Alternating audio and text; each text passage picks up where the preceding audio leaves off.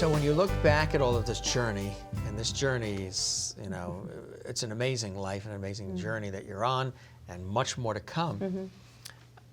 Where does all of this passion come from that you have, this desire to want to help people in so many different ways that you're currently doing it?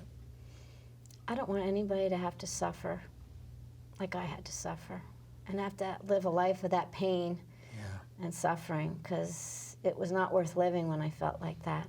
And to think that other people suffer like that and worse, I've always been sensitive to how people feel. When I was 3 years old, I don't even remember, I would watch Lassie on TV.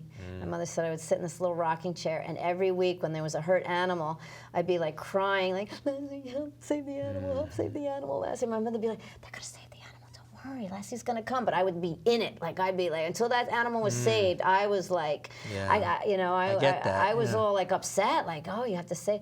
And I've always had that passion to want to help people and to have some kind of touch their life in some way. That's always for some reason been a passion of mine, and that's I think why I was meant to go through all these things, so that I could actualize that and help show people that there's a way out.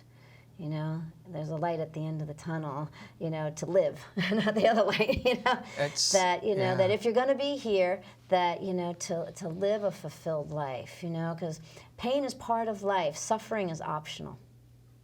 I like that. And I think too many of us suffer. Pain is part of life, suffering is optional.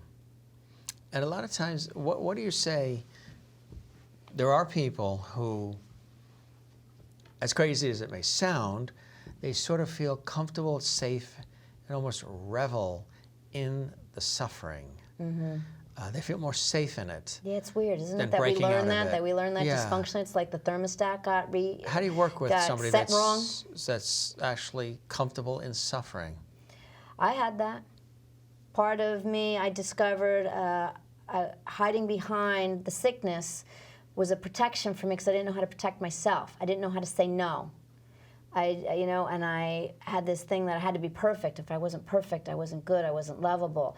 But it's not my fault that I'm not perfect. Right. I'm sick. It's the disease. The disease became my excuse. And once I realized I was doing that, I started to feel a lot better too. Those were big pieces of my puzzle to help me get that disease that was the disease. I was like, wow, I did not realize that I was hiding behind this as a crutch, because I didn't know how to be otherwise. And once I learned how to, step up and not be the victim and take care of myself and have healthier boundaries and be able to say no more and be able to honor what I felt and not just sacrifice my well-being for other people. I mean, yes, you have to make sacrifices sometimes in a relationship, but I'm talking about like repeatedly, constantly, to disregard, how I was feeling, that my body had to scream at me to get through that. So we all have ways that we don't honor ourselves and use things as a crutch to hide behind, and suffering is one of those things.